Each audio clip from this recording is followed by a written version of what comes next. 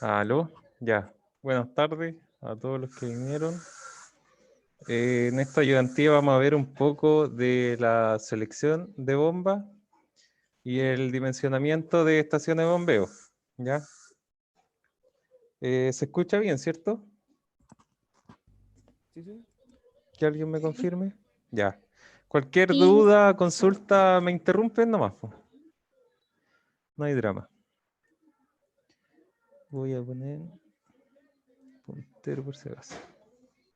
Ya, objetivo de la ayudantía, en primera instancia, determinar el punto de operación de una bomba, entender también las curvas características de las bombas, para qué la utilizamos, qué datos nos entregan, realizar un dimensionamiento de bombas, ya que es lo que necesitan para la prueba, para el proyecto, así como también el dimensionamiento de una estación de bombeo, ya, para qué se usa, cuál es el fin de esta, eh, que también lo necesitan para la prueba y el proyecto.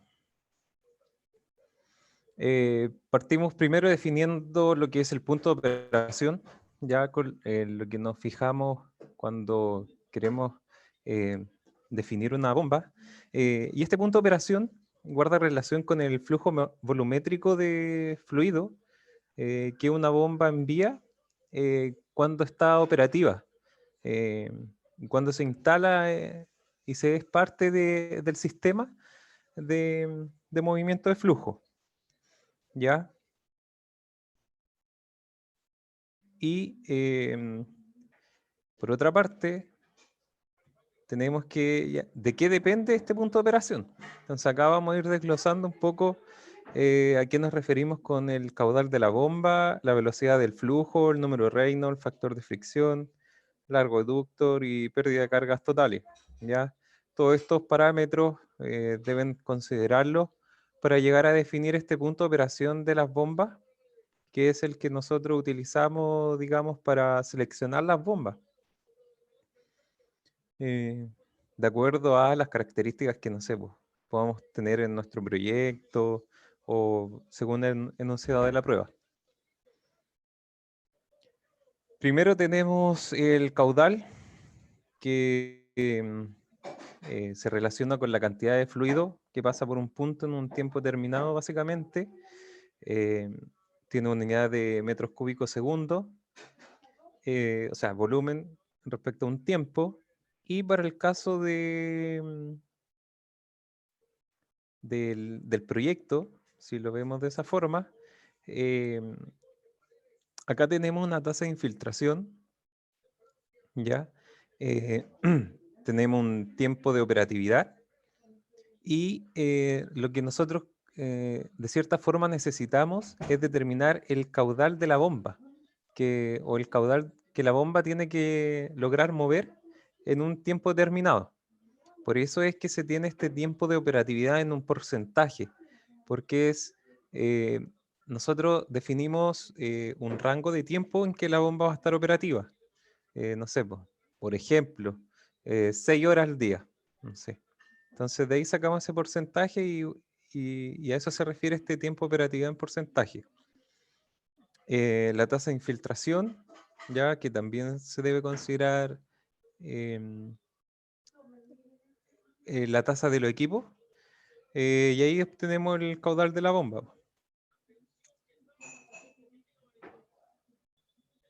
Eso.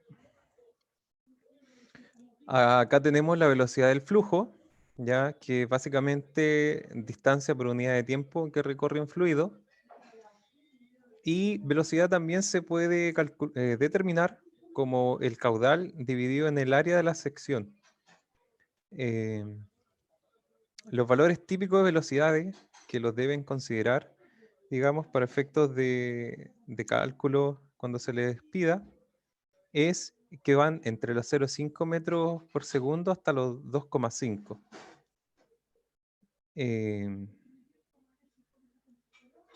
Ya, considerar ese rango de valor. Acá el número de Reynolds viene a ser una relación entre las fuerzas de inercia y las fuerzas viscosas que tiene un fluido, ¿ya? Y que básicamente nos permite definir el tipo de fluido con el que estamos trabajando, si es laminar, de transición o turbulento. Todos los fluidos laminares, su comportamiento tiende a ser homogéneo a lo largo de un ducto, mientras que el turbulento, en este tipo de fluido, a lo largo de un ducto, eh, se caracteriza porque las partículas del fluido tienen una constante interacción entre ellas y súper interacción errática, ¿ya? No es fácil de predecir el comportamiento que podría tener. Mientras que los flujos de transición vienen a ser como el término medio entre laminar y turbulento, ¿ya? Se pueden apreciar segmentos con comportamiento laminar y segmentos con comportamiento turbulento. Entonces, eso dificulta un poco el análisis que se pueda realizar en este tipo de fluido.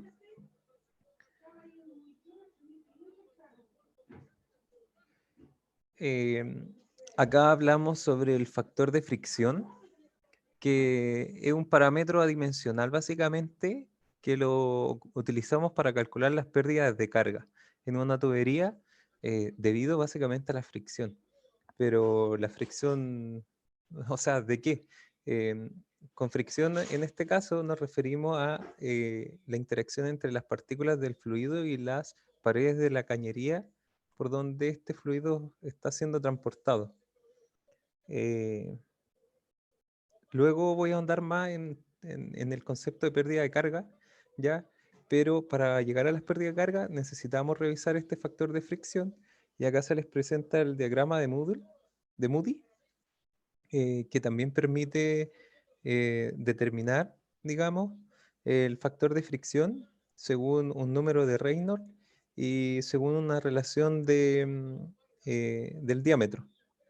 Ya, sí tener en cuenta que este factor de fricción, o sea, este diagrama en realidad permite determinar los factores de fricción para fluidos laminares y turbulentos.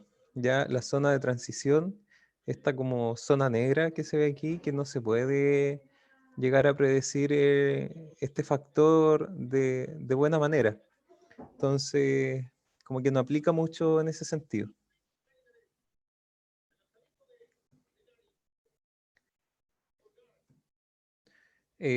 Acá está la fórmulas teóricas, digamos, para determinar el factor de fricción en los distintos tipos de flujo, laminar, transitorio y turbulento. ¿Ya? Eh, Acá tenemos las pérdidas de carga, que ya un poco le había comentado, y las pérdidas de carga se relacionan con las pérdidas de presiones que se va produciendo en el fluido a medida que éste va siendo transportado por la tubería y que se debe principalmente a la fricción entre las partículas entre sí, digamos. O sea, fricción entre partículas debido al comportamiento que tienen cuando son transportadas por esta tubería y también a la fricción que existe entre las partículas y contra las paredes de la tubería. ¿Ya? Entonces tenemos que las pérdidas totales de carga viene siendo la sumatoria de las pérdidas lineales más las pérdidas singulares. Em, Creo que ahora, acá están las pérdidas lineales, que estas pérdidas básicamente se relacionan con la pérdida de presión que se tiene en el sistema debido al transporte de un flujo según la extensión de una tubería, ¿ya? Em, por ejemplo, si a mayor largo de tubería, mayores pérdidas lineales se va a tener, ¿ya? Para que lo entiendan de esa forma. Mientras que las pérdidas singulares guardan relación, por ejemplo, con todas las singularidades que podría presentar una tubería. ¿Y cuáles podrían ser estas? Una tubería puede tener ensanchamiento, como acá se puede ver, en donde aquí se generan pérdidas debido a esta zona de turbulencia que se produce en esta esquina de la expansión.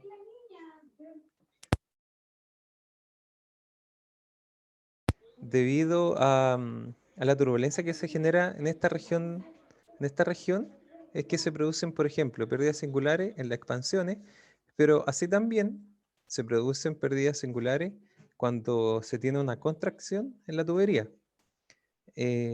Por ejemplo, también se tiene cuando nosotros ubicamos algún codo, ya que para explicarlo de cierta forma, por ejemplo, si nosotros vemos este codo, el flujo acá sigue un comportamiento homogéneo, pero cuando se encuentra con este codo a 90 grados, se genera aquí una región de turbulencia, lo que genera que, por ejemplo, si esta tubería tenía, no sé, voy a inventar, un diámetro de 1 metro, ¿ya? Esta región de turbulencia puede abarcar, por decir algo, 20 centímetros. Entonces, el fluido pasa de transitar por un diámetro de 1 metro a transitar por un diámetro de 0,8 metros. Y sumado a esto, se tiene que curvar, ¿ya? Entonces, todo eso genera pérdidas de presiones en el sistema y que se deben considerar al momento de diseñar el sistema de bombeo. ¿Por qué? Porque, no sé, pues si yo diseño un sistema, eh, puede que, no sé, yo tenga que mover un fluido 1000 metros y este sistema tiene tantas pérdidas que quizás el flujo, o sea, el fluido no me va a llegar a los 1000 metros, o va a llegar muy poco, ¿ya? Eso es como la importancia de estas consideraciones y de calcular las pérdidas. Y acá también cuando aplicamos o instalamos alguna válvula de paso, alguna llave, que siempre es bueno instalarlo, ya sea por seguridad de la bomba o del sistema, también esto genera cierta irregularidad a la tubería, ¿ya? Lo que conlleva a la generación de pérdidas singulares. Pero para este tipo, por ejemplo, o sea, o en realidad todas las pérdidas singulares tienen un factor, acá bien, acá está, un coeficiente, ¿ya? O si no, se puede determinar con una longitud equivalente, que es como la pérdida equivalente en metros, que más o menos guarda como cierta relación en realidad. Son dos formas distintas de determinarlo, pero para que se entienda, ¿ya? Ya, ¿hay alguna duda hasta acá como con los conceptos previos? A mí me quedó una duda con el porcentaje del que aparece en el caudal. No sé si es que Ya, no. ¿Cómo se podría llegar a ese porcentaje o es un porcentaje decidido por nosotros? todo va a criterio de ustedes, porque como les comentaba, acá nosotros estamos determinando el caudal o sea, que nosotros necesitamos que la bomba mueva, ¿ya? Porque, por ejemplo, cuando nosotros diseñamos el sistema de bombeo para, no sé, por ejemplo, nuestro proyecto o una mina en particular, no lo diseñamos pensando en que las bombas van a estar 24 horas operativas, ¿ya? Porque quizás si estuviera, no sé, 24 horas operativas, tendría que mover poco caudal o metros cúbicos por segundo, y si eso produjera, entonces la bomba se achica y quizás no tenga no, no, no alcance una elevada altura de columna, ¿ya? Y también por tema de operatividad de la bomba, para el tema de la mantención, etcétera, y optimizar, digamos, básicamente la bomba, porque tampoco es como un equipo que se pueda estar cambiando frecuentemente o que lo podemos, por ejemplo, llevar a sus límites sin importar que esto, por ejemplo, se eche a perder o se dañe, ya porque el uso de bomba o no nos puede definir, incluso paralizar nuestra actividad. Em, Porque si se nos inunda la frente, los equipos no pueden trabajar y, o sea, se paraliza todo hasta que no lo resolvamos, ¿ya? Entonces, igual es importante en ese sentido. Y este tiempo de operatividad es un porcentaje, como ya le había comentado, de, de tiempo que nuestra bomba va a estar operativa, po. Por ejemplo, no sé, si yo tengo una tasa de infiltración baja, estoy dando números como ejemplo, ya no quiero que, por ejemplo, como que se casen con uno de los que yo estoy dando, pero para explicar al compañero, no sé, si yo tuviera, por ejemplo, una tasa de infiltración baja, eh, puedo, digamos, tener operativa la bomba un corto periodo de tiempo, o sea, no sé, por ejemplo, 4 horas.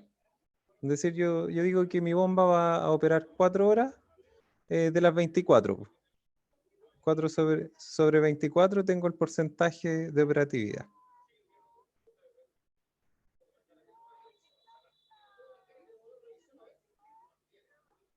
¿Se entiende? Sí, sí. Por ejemplo, para el momento cuando nosotros tengamos que tomar ese porcentaje, ¿qué podríamos hacer? Buscar literatura, po. Ah, Buscar en tesis, tiempo de operatividad, definir algún criterio, alguna consideración adicional. eh, Eso, revisar literatura, básicamente. ya, bueno, gracias. ¿Hay más dudas con esto?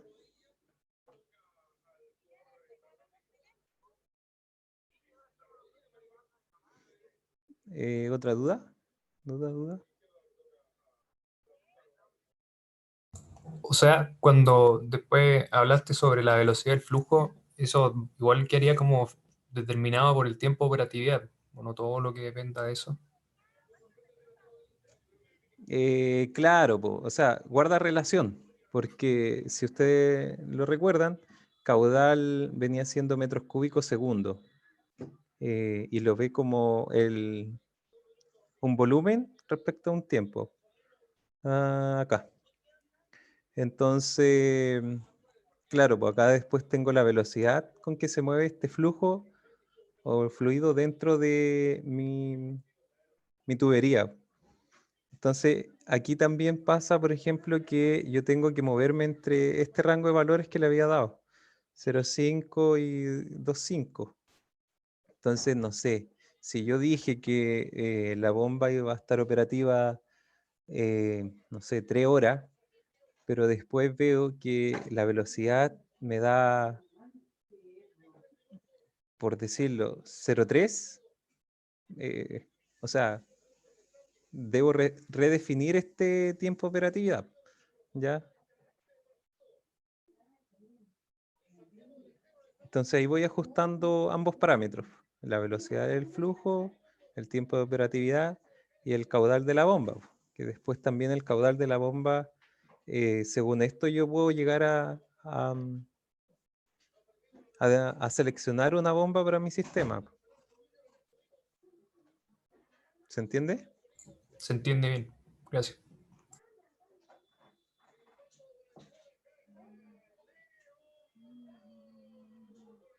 Chu. ¿Alguna otra duda?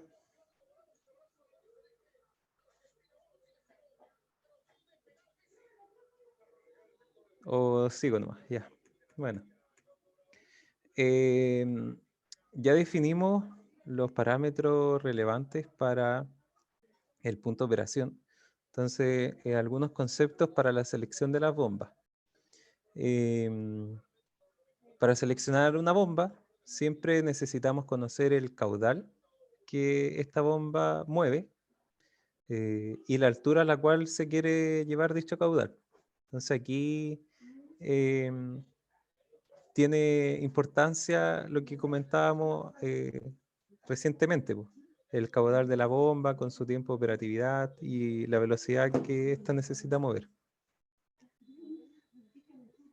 Lo anterior se debe ubicar en las curvas características de las bombas que se tenga a disposición, y todas estas curvas las entregan los fabricantes respecto de los modelos de bomba que nosotros coticemos. Acá, por ejemplo, se puede apreciar una curva característica para una bomba, y donde aquí nos va a entregar ciertas informaciones que nosotros necesitamos ir considerando, digamos, para esta selección de la bomba. Acá generalmente vienen como el nombre de la empresa, algunos detalles del modelo de la bomba, por ejemplo, el modelo, el tamaño de la tubería de entrada y salida, creo, la RPM a las que funciona, etcétera.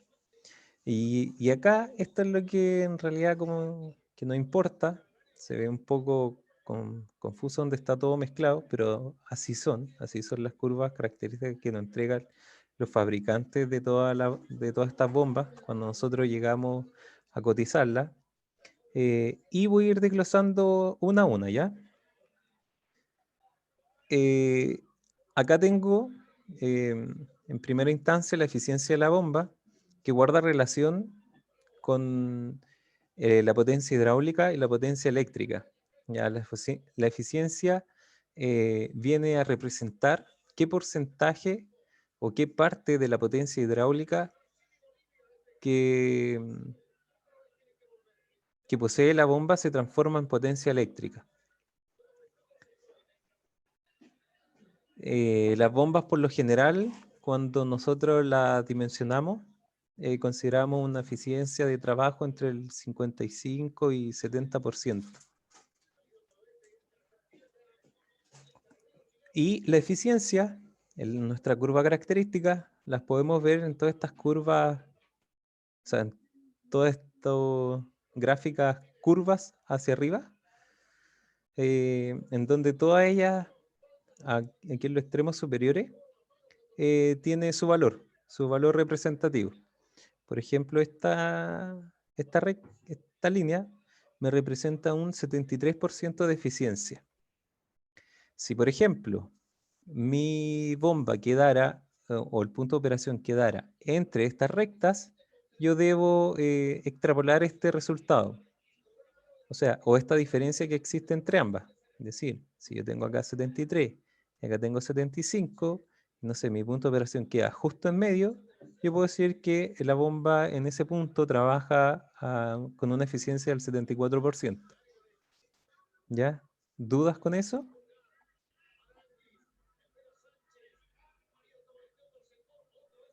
No. Ya. Acá, la potencia. Acá podemos ver la potencia de las bombas. Creo que se me fue mencionar un detalle.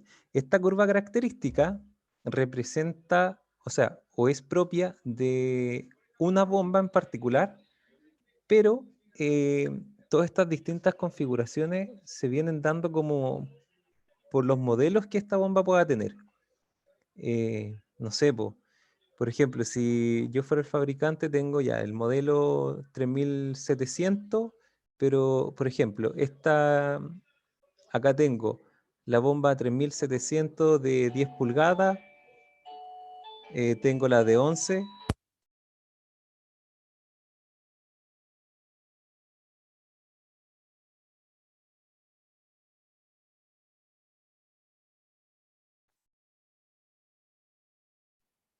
Ahora sí. Entonces, tengo la bomba modelo 3700 de 10 pulgadas, de 11, de 12, de 13 o un cuarto pulgada, ¿ya? Por eso es que yo puedo o tengo un rango entre la selección de estos equipos. No es que sean, por ejemplo, bombas de...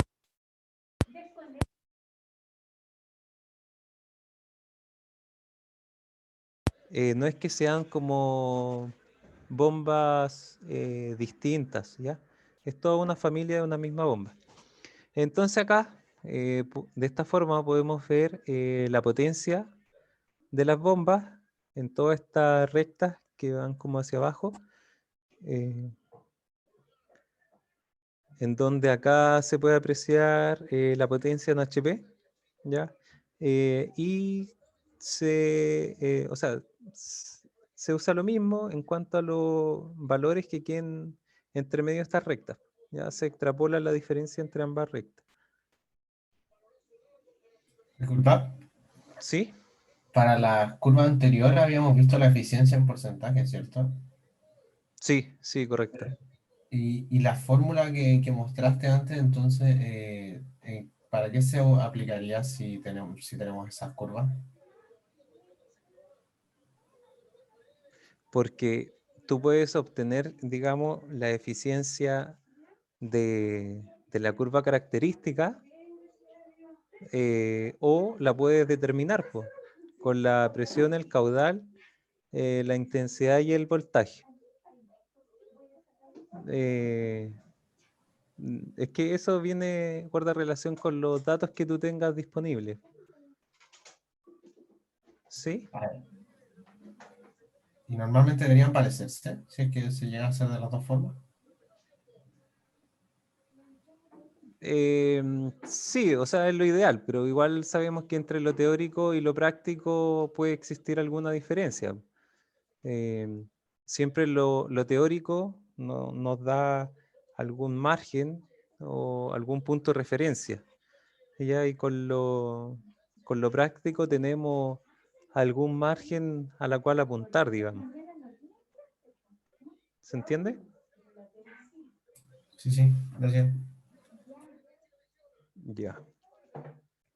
En la eficiencia, acá vemos la potencia y el NPSH es la altura neta positiva de succión. ¿Ya? Esto igual es un parámetro importante que deben considerar porque guarda relación con la altura hacia arriba o hacia abajo que yo puedo instalar la bomba en donde esta altura no genere una cavitación eh, dentro de la bomba. La cavitación, si no mal recuerdo ese era el término, se relaciona cuando acá nos está llegando un fluido al cual se había diseñado, ¿ya? Y está entrando aire. Entonces se generan burbujas eh, y esto genera un deterioramiento del material del émbolo de la bomba, ¿ya? Y no sé, pues si lo diseñamos mal, eh, nos podemos prácticamente echar a perder la bomba y vamos a tener N problemas. Y el NPSH, nuestras curvas características, está determinado por estas rectas verticales, ¿ya? Y donde su valor está representado acá o sea, en la parte de arriba, ya 2, 3 metros, y si nuestro punto de operación queda entre medio, también extrapolamos los resultados.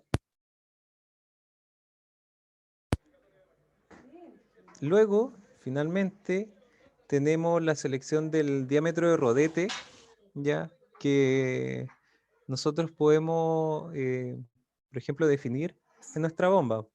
Acá tenemos un diámetro de 10, 11, 12 y 13 un cuarto. ¿Ya? Eh, lo que sí acá no se puede como extrapolar el resultado porque estos parámetros sí son fijos y nos lo entrega el fabricante. Es decir, yo al fabricante no le puedo pedir que mi bomba tenga un diámetro de 10,5 pulgadas. ¿Es de 10 o es 11? Por ejemplo, si yo estuviera acá, eh, acá abajo, yo tengo representado el caudal. En el eje vertical tengo la altura de columna que es capaz de mover. No sé, si yo estoy acá en este punto, ¿ustedes escogen el diámetro de 11 pulgadas o el de 12? ¿El de 12?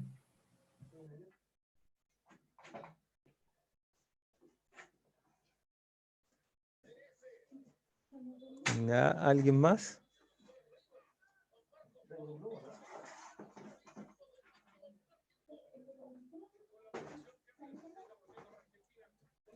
Ahí el de 12 tendría como más potencia, ¿no? Ya, mira. Sí, igual también. Pasa que, por ejemplo, si yo tengo...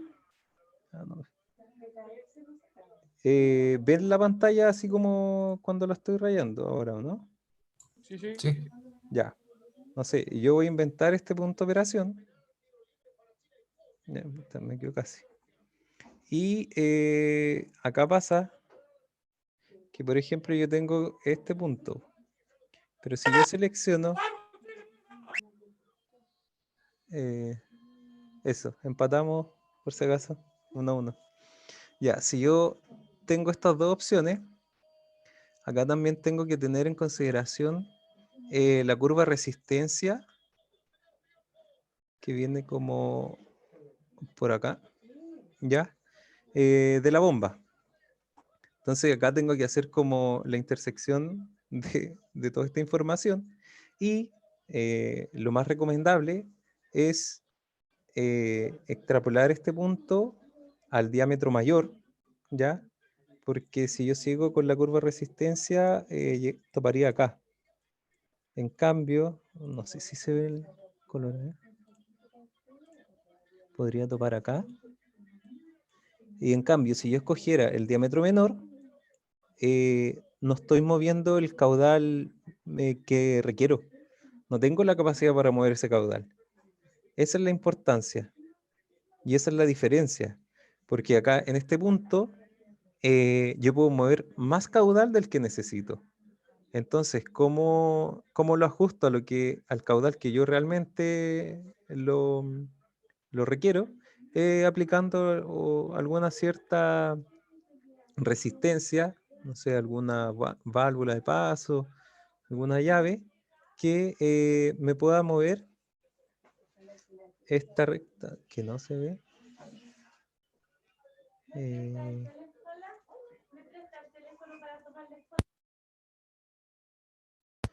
Que me permita mover esta recta a, pucha, a ese punto. Ya no sé si se puede ver. ¿Ya? ¿Se entiende? O sea que hay que buscar una resistencia que va justo entre el caudal y las pulgadas. No, po. Para efectos de determinación, lo que yo les comentaba es, o con lo que tienen que más o menos retener bien, es que se escoge el diámetro mayor, ¿ya? Eh, Siempre el diámetro mayor. Y, claro, si a mí me dicen, ya, pero oye, eh, puedes mover más caudal, no sé, nos va a costar más. ¿Cómo ajusto ese caudal? Es aplicando alguna resistencia po, y moviendo la curva hacia ese punto.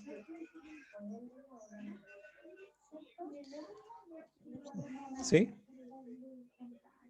Sí, sí. Oye, esta resistencia viene con las bombas, ¿cierto? En la ficha técnica.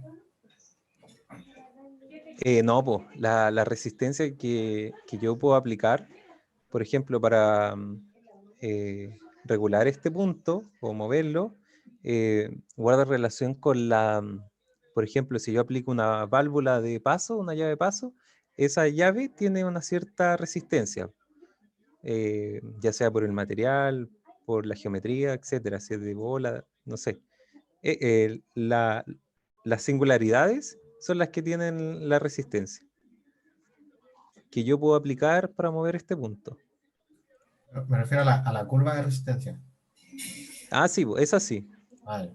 Y la resistencia, por ejemplo, creo que el profe ha dicho en clase que se podía, por ejemplo, dejar una válvula medio abierta o medio cerrada o algo así, ¿o no?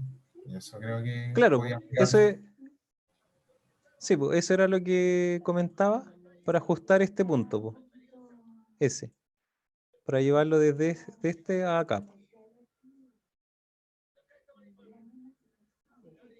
Para eso es lo que se aplica. Igual después está el ejemplo en el que se va a hacer eso mismo igual. Quizá ahí lo entienden mejor.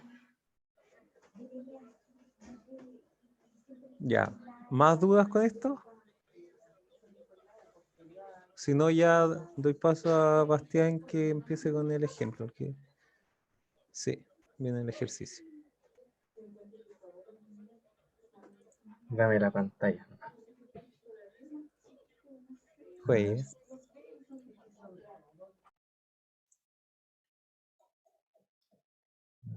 Ejercicio. Ya. Se ve. Y empezamos en la primera.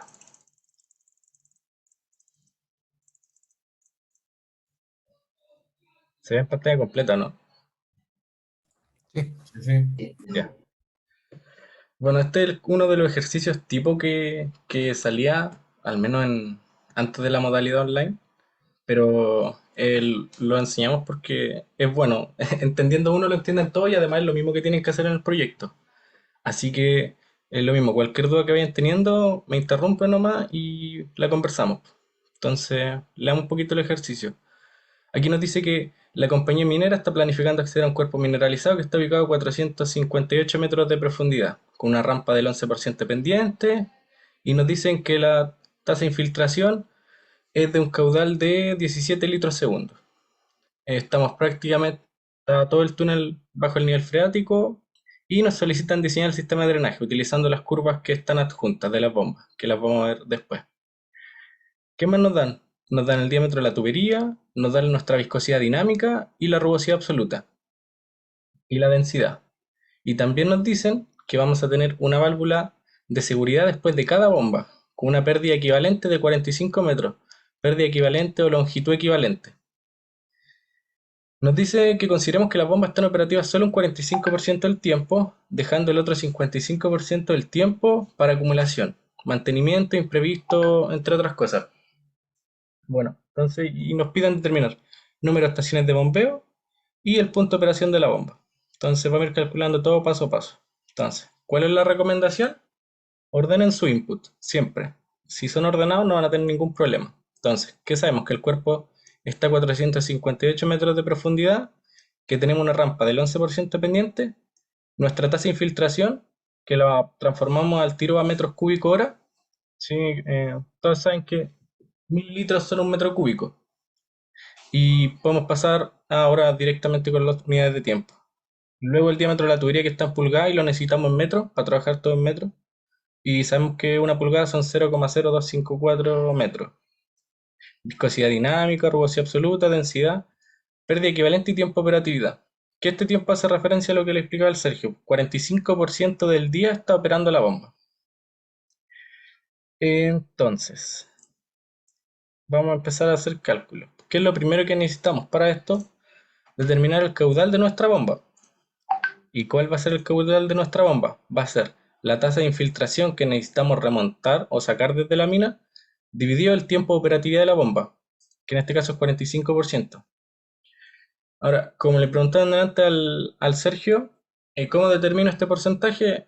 Claro, pueden buscarlo en literatura, pero asegúrense de buscar que encuentren un número que no sea raro, critíquenlo. O sea, si aquí dice 5%, les dice en algún lado en el que pillen, ¿será adecuado? O sea, tener una bomba para que esté funcionando el 5% del día. No, generalmente igual los porcentajes los pueden encontrar desde entre 30, 35 hasta 50, 55% del día, eh, sin problema, como en ese rango. 45 y 50 son buenos números porque el resto del tiempo se acumula, sino el desgaste que tendría la bomba sería mucho y los álabes sufrirían mucho y tendríamos que hacer muchas mantenciones. Pero esos son como rangos para que no vayan a poner cualquier otro rango, no pongan aquí 80, ¿sí? No, no, eso no pasa. Entonces, obtenemos nuestro caudal, 136 metros cúbicos hora, ni un problema. Y Una después, pregunta, dale, ¿sí? ¿no tiene que ver como con la cantidad de turnos también que hay en el día? Así como que funciona un turno entero y el otro no. Es que ahí uno ve cómo distribuye el tiempo dentro de la mina, pero uno mide por horas efectivas que está trabajando la bomba en la mina. De las 24 horas del día, Si yo digo que está con tiempo de operatividad 50%, está 12 horas del día está bombeando. ¿Sí? Entonces ahí uno ve cómo va a distribuir en la mina esas 12 horas, la verdad. Ah, ya. Pero tú necesitas saber como cuántas horas del día va a estar trabajando la bomba. ¿Y por qué? Porque la tasa de infiltración es constante. Está todo el día en la mina, todo el día, todo el día. Por eso se hace así. ¿Otra duda? Si no, sigo. Ya. Una vez que tenemos el caudal, podemos determinar la velocidad del flujo. Y nosotros sabemos que caudal igual a velocidad por área, entonces podemos despejar la velocidad. La velocidad siempre es metros segundo, así que transformamos la hora a segundo. Y nosotros teníamos el diámetro de nuestra tubería. Podemos sacar el área. Y nos da 1,52 metros segundo. Que si recuerdan el rango que les dijo el Sergio, que era entre 0,5 y 2,5, estamos dentro. ¿Alguien sabe o se imagina o recuerda que el profe lo haya dicho? ¿Por qué ese rango? ¿Por qué no puedo tener más de 2,5 metros segundo? ¿O por qué no se suele tener en la industria? ¿O se imagina por qué? ¿Alguna idea? Si no, ¿Por qué más? No se me imagina, pero menos es porque tiene una velocidad crítica el fluido. Si le inyecto menos velocidad, no se alcanza a fluir, por decirlo así. parte de esa también una habría a considerar. Vamos a hablar primero del 2,5. ¿Por qué no más de 2,5? Voy a volver un poco a la fórmula. Aquí está. Si ven, esta es la fórmula de las pérdidas lineales. Si se dan cuenta, las velocidades están al cuadrado. Si yo tengo velocidades superiores al 2,5, las pérdidas lineales se disparan. Son muchísimas. ¿Sí? Y ustedes tienen que entender que las pérdidas es como hablar de metros lineales adicionales de tubería dentro de mi sistema. Es decir, si a mí me dan pérdida 10 metros, quiere decir que yo tengo que remontar 10 metros más de lo que tenía que remontar inicialmente. Entonces, a mayores velocidades, yo voy a tener mayores pérdidas. Por eso es 2,5. Porque prueben la fórmula cuando estén haciendo su proyecto. Pongan aquí velocidades mayores. Van a ver que las pérdidas empiezan a crecer mucho, porque está al cuadrado. Y es por eso. Ahora, ¿por qué no puede ser menor a 0,5? Es por un tema de que cuando yo tengo velocidades muy bajas, quiere decir que estoy utilizando ductos o tuberías de diámetro muy grande.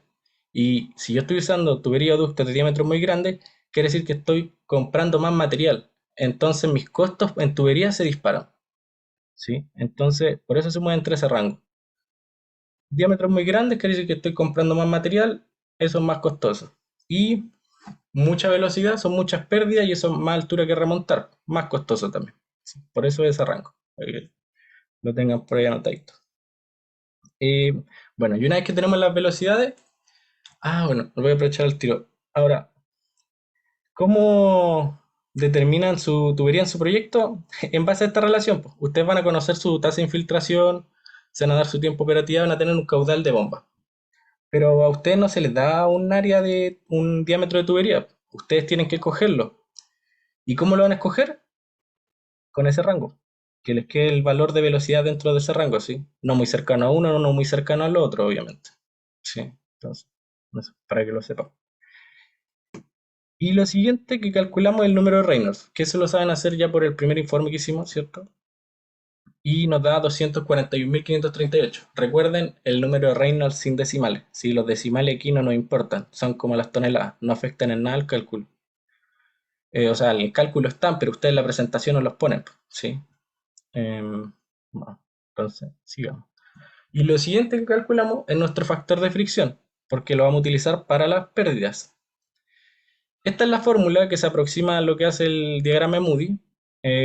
Y aquí tienen que tener ojo, siempre pongan el diámetro dividido la rugosidad, porque la fórmula es así. Y lo pueden determinar. La recomendación aquí para que eviten problemas en la prueba, tengan un Excel ordenado, que sepan que resuelva esta fórmula bien, ¿sí? Porque metiendo los dedos a calcular en esta fórmula, si les da mal esto, va a estar todo malo para adelante. Malas las pérdidas, mala la cantidad de bombas, todo se echa a perder. Así que cuidado con la fórmula. Y lo pueden determinar también con el diagrama de Moody. ¿Cómo? Bueno, vamos por abajo, ¿cierto? Ubicamos nuestro número de Reynolds tenemos que tener mucho cuidado con el eje derecho. Aquí nos dice que es rugosidad relativa y nos dice que la rugosidad dividió el diámetro. Hay algunos ábacos en el que está al revés, diámetro dividido rugosidad, así que pongan ojo ahí. Entonces ustedes dividen la rugosidad dividido el diámetro y aquí da 0,00017 si no mal recuerdo. Entonces ubican su punto. Y ahora tenemos que intersectar con Reynolds. ¿Cómo? Tenemos que hacer una curva que quede entre medio de las que lo limitan, ¿sí? Paralela, siguiendo las curvas, ¿cierto? No puedo llegar y tirar una línea recta, eso está mal. Siempre entre las dos curvas que lo limitan, siguiendo sus curvas hasta que intersecto. Una vez que intersecto me puedo ir derecho hacia la izquierda y obtener mi factor de fricción, que si se dan cuenta es bien aproximado a lo que da aquí. Ustedes utilizan la fórmula, pero tienen que saber usar también el diagrama Moody, por si acaso. ¿Alguna duda hasta aquí? ¿De cómo se usaba el diagrama? No. ¿Cuál era el Sí. segundo paso? Reynolds, después ver qué dice, qué nos indica el eje, si es rugosidad dividido el diámetro o diámetro dividido rugosidad, y ubicamos el punto. Una vez con el punto, nos dirigimos a intersectarnos con el Reynolds con una línea que sea similar a las que lo encierran, a la de arriba y a la de abajo, la que lo limita, siguiendo las curvas. Intersectamos y nos vamos a la izquierda y obtenemos nuestro factor de fricción, que es adimensional. ¿Sí? Otra cosa importante en su proyecto, vean bien el número que les da. Si les da un número que se sale del gráfico, sería raro. Y si les da un para arriba y para abajo, si se sale, hay algo raro, por si acaso. Sigamos. Entonces, ahora necesitamos la longitud de nuestra tubería para poder lograr obtener las pérdidas.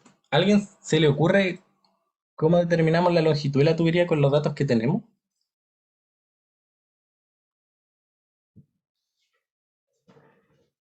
¿Alguna idea? Tenemos que Como la llevar el agua captura, desde el fondo de la mina hasta afuera.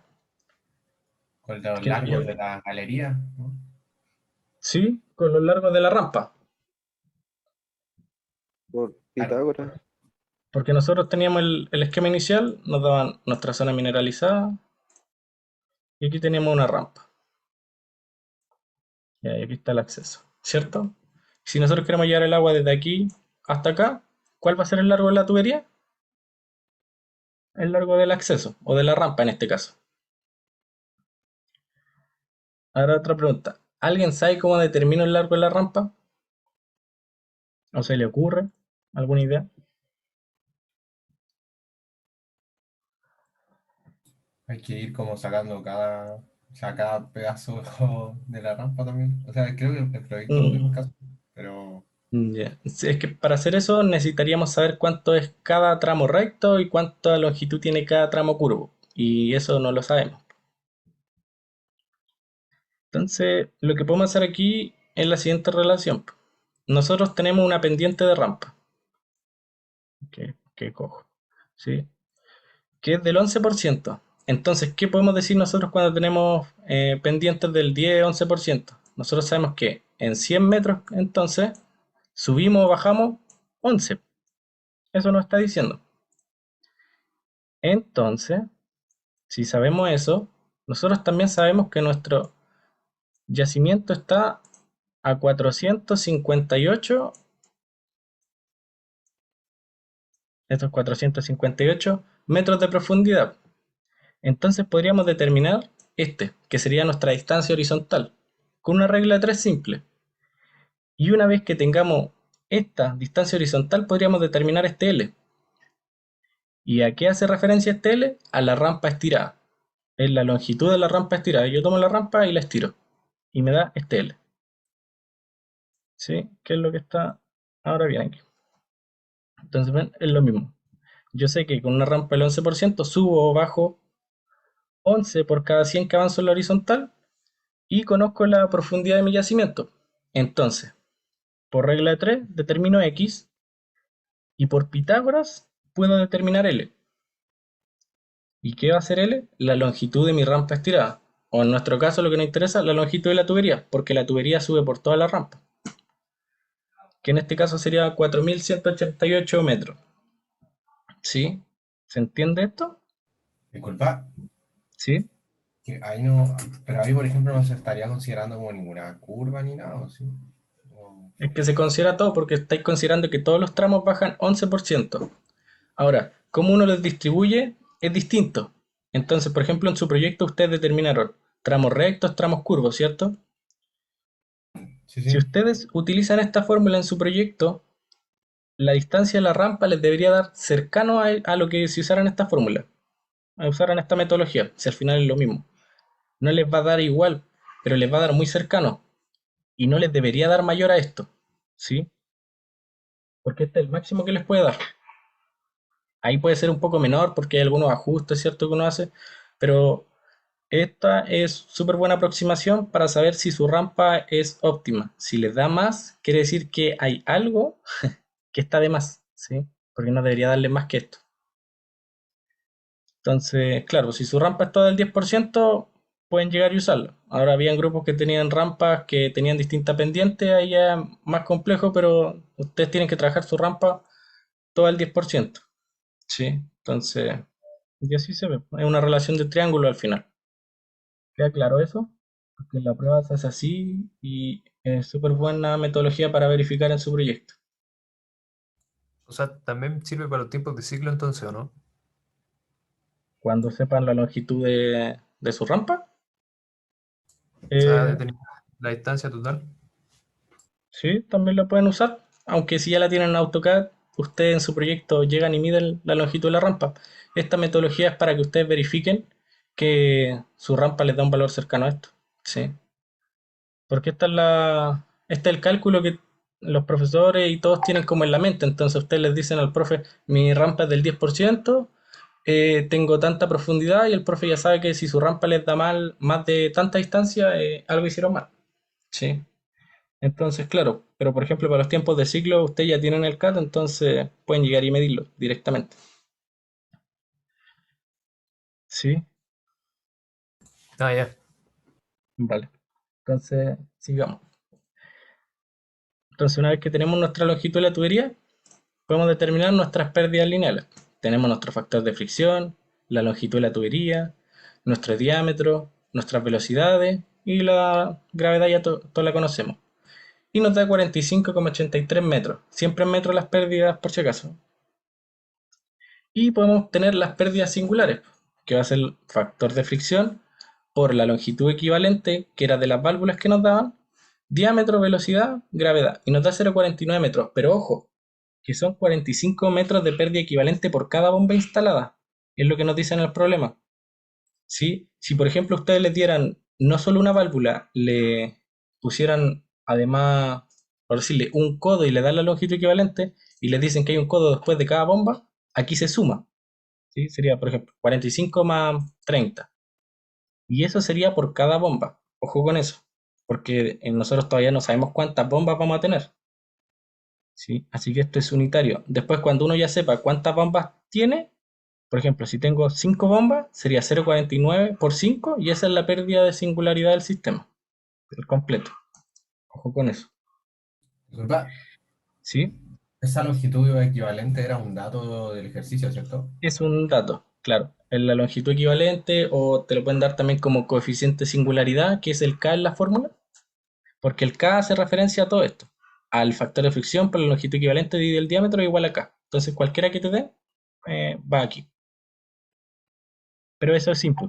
Está determinado para las distintas singularidades y los fabricantes de válvula también te lo entregan. Eso viene como de catálogo de fábrica. Así que es dato en la prueba. Disculpa, ¿Sí? y ese HS sería por cada válvula, entonces cada bomba tendría una válvula, ¿cierto? Eso es lo que nos dice el problema. Sí, Ah, ya, gracias. sí. Entonces, Ese sigamos. valor podía ¿Sí? variar, ¿o no? Cuando hablaban Este, del diagrama de la familia, es el que variaba, ¿o no? o sea, a ver, en las curvas tú dices, la Claro. resistencia. Sí. Sí, esto te puede afectar la resistencia a tu sistema porque es una singularidad. La resistencia al sistema se determina, vale la redundancia, con todas las variables que afectan a tu sistema. Pérdidas, singularidades, distancia y con todo determinan una resistencia. Que lo vamos a hacer, vamos a mostrar el gráfico con la curva de este sistema más adelante también. Y bueno, sigamos. Entonces, ¿qué vamos a hacer ahora? Podemos determinar una altura a remontar aproximada. Y ojo con el aproximada. Porque la altura a remontar van a ser las pérdidas lineales más las pérdidas singulares más la distancia vertical de levante o la profundidad del cuerpo. ¿Sí? Entonces tenemos nuestras pérdidas singulares, que son estas, nuestras pérdidas lineales, y la profundidad del cuerpo mineralizado, y nos da 504,32 metros. ¿A alguien se le ocurre por qué esta es aproximada y no es la efectiva o la real? Ah, voy a decirlo yo igual para apurar un poquito. Es porque estamos considerando aquí que hay solo una bomba, ¿sí? Y nosotros no sabemos cuántas bombas hay, porque acuérdense que esto es unitario. Por cada bomba que hay, yo voy a tener esto de pérdidas singulares. ¿Por qué yo puedo hacer una aproximada? Porque si se recuerdan los porcentajes, las singulares son entre el 10 y el 30% de las pérdidas. Entonces, el valor que van a obtener al final eh, no cambia mucho. Así que pueden hacer una aproximación. ¿Y por qué necesitan este número? Porque con eso van a determinar cuántas bombas necesita nuestro sistema. ¿Y cómo lo hacemos? Nosotros tenemos que ver, según nuestro catálogo o nuestras curvas, que sería esta, si se dan cuenta, máximo nuestro diámetro por fabricante levanta 160 metros. ¿Sí? Entonces, ¿que una bomba levante, ¿puedo levantar los 500 con una bomba? No. ¿Y en el mercado alguna bomba me levanta 500? Tampoco. No van a encontrar una bomba que levante todo esto por sí sola. Entonces, ¿qué hace uno? Empieza a iterar. Una iteración bien sencilla. Dividimos el número por dos bombas. Nos da 252. Pero nosotros sabemos que la curva llega hasta 160 de remonte de nuestro fabricante, así que no nos sirve. Por 3, 168. No nos sirve. Por 4, 126. Ah, 126. Si es un número que está dentro de la curva, yo puedo trabajar con eso. ¿Sí? ¿Por qué no sigo dividiendo por 5? Porque si tengo 5 quiere decir que voy a tener más estaciones de bombeo y hacer estaciones es bien caro. Entonces, como ya conozco que voy a trabajar con 4 bombas, puedo obtener mi altura remontar efectiva, que va a ser lo mismo que antes, solo que las pérdidas singulares las multiplico por la cantidad de bombas. Y si se dan cuenta, ¿cuánto variamos? De 504,3 a 505,8. Prácticamente nada. Por eso se puede hacer la aproximación del determinar la cantidad de bombas con el aproximado. ¿Sí? Entonces, finalmente sacamos la altura a remontar por bomba, que sería esta altura a remontar efectiva dividido la cantidad de bombas. Y nos da que cada bomba tendría que levantar 126,5 metros. ¿Sí? No se les vaya a olvidar esto. Este multiplicar aquí, ¿ya? Por la cantidad de bombas. ¿Se entiende eso? ¿Sí? Solo tener el cuidado de cuántas bombas voy a tener. Entonces, Disculpa, ¿sí? uno siempre usa la mínima cantidad de bombas posible, ¿cierto? Es que es lo ideal. Cuando estamos aquí hablando de estaciones de bombeo, claro, uno usa la mínima. Después vamos a ver otro ejercicio que es con bomba en paralelo, en donde lo que vamos a buscar ahí es la eficiencia máxima. ¿Sí? Entonces aquí cuando estamos hablando de estaciones, nosotros queremos la menor cantidad de estaciones posible. Porque hacer una estación es hacer avance, hacer un poco más de túnel y eso es caro. ¿Sí? Sí, sí, gracias. Ya. Entonces, nosotros ya sabemos cuál va a ser nuestra altura de remontar por bomba y nuestro caudal, porque lo determinamos al inicio. Entonces vamos y lo ubicamos en nuestra curva característica. ¿Sí? Usted entendiendo esta curva que tiene todo junto, van a entender cualquier otra curva que puedan encontrar después en el mercado. Y ubicando esto, nosotros vamos a tener el punto de instalación de la bomba, que sería este rojito. Ahora yo les pregunto a ustedes, yo puedo decir que este punto de instalación es mi punto de operación, o sea, mi bomba va a estar operando a este punto, porque esto es lo que yo necesito en mi sistema, remontar 126 y un caudal de 136. Puedo decir ya, listo, voy a utilizar este punto o No, no. ¿Por qué? porque no hay una bomba con esas pulgadas. Claro, eso es. Es como les dijo el Sergio. Aquí están los diámetros del rodete y el fabricante, estos son los que venden. No va a ser uno especial para mí. Entonces, ¿qué hace uno aquí? Como ya conocemos nuestro punto de instalación, podemos trazar nuestra curva de resistencia al sistema, que sería esta R. ¿Sí? ¿Y qué debo hacer yo? Yo lo que tengo que hacer es lo siguiente. Me debo desplazar desde mi punto de operación, que sería este, por la curva de resistencia hacia arriba, como le explicaba el Sergio delante, hasta donde yo intersecto, aquí. ¿Sí? Pero como bien le explicaba él también, si ustedes bajan, el caudal aumenta. Y eso no es lo ideal para mi caso. Yo lo que necesito es que el caudal se mantenga. Entonces tengo que ver una forma de desplazar esta curva hacia acá. Cosa que yo mantener mi caudal que necesito remontar en mi sistema. Y me va a aumentar la altura de remontar. La altura de remontar. ¿Cómo lo hago? Como dijo antes un compañero de ustedes bien, puedo llegar y puedo abrir, en medio cerrar o agregar alguna válvula al sistema y hago que mi curva de resistencia se desplace, su pendiente sea más levantada y aumenta la resistencia a mi sistema. Y así determino una resistencia prima o la resistencia nueva que corresponde a mi punto de operación. Y este punto de operación sí me sirve. ¿Por qué? Porque le remonto el caudal que necesito en mi sistema y estoy en un diámetro que sí está vendiendo el fabricante. Entonces aquí yo ya puedo entregar, decir, listo, este es mi punto de operación, mi bomba así va a trabajar en la mina. ¿Sí? ¿Se entiende eso? ¿Cómo se determina el punto de operación? Sí, sí. ¿Alguna duda? ¿No? Ya. Bueno, bueno, ojalá lo entiendan porque esto es la clave. ¿Sí? El punto de instalación y el de operación son distintos. Puede que en algún caso puedan ser el mismo, pero mucho cuidado con eso. ¿Sí? Entonces, una vez que ya tenemos nuestro punto de operación, podemos caracterizar nuestra bomba. ¿Cómo? Utilizando toda la curva. Nosotros ya sabemos que nuestro punto de operación van a ser aproximadamente 156 metros de remontar de bomba a 136 metros cúbicos hora de caudal, con una eficiencia del 65%. Si recuerdan estas curvas de aquí, que son arqueadas, son la eficiencia. Y uno puede extrapolar, aquí tenemos 64, aquí 68, bueno, aproximadamente son 65, esto es todo aproximado, ¿sí? El NPCH, que es muy importante como le explica el Sergio, porque si no las bombas cavitan, y si la bomba cavita, los álabes se destruyen. Es lo peor que me puede pasar con una bomba. ¿Se dan cuenta? El NPCH son estas líneas que bajan, está muy cercano al 3, ya 3,2 metros. Y la potencia, vemos que son estas líneas así, y si nos damos cuenta estamos entre la del 100 y la del 125. Por aquí, ya más o menos 112. ¿Sí? Esto es todo aproximado como se lee aquí en la curva. ¿Sí? ¿Se entiende cómo se leen todos los parámetros? ¿Verdad? Sí. Uno no tiene que decir cómo consiguió ese RPRIPA nuevo, simplemente lo ubica.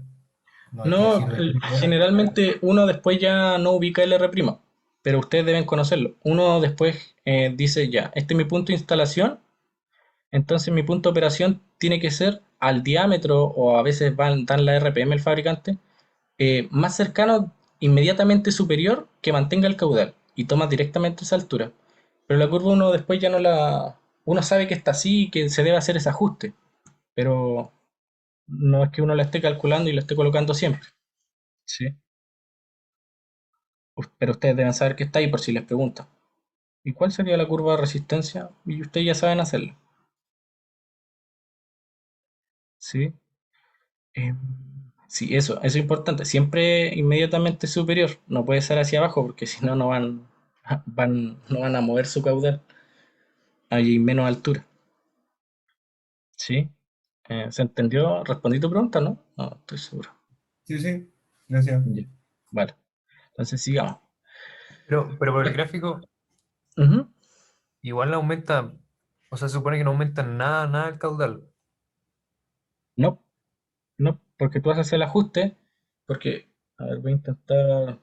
Me va a quedar súper mal, pero voy a intentar pasar por cerca. Puta, casi.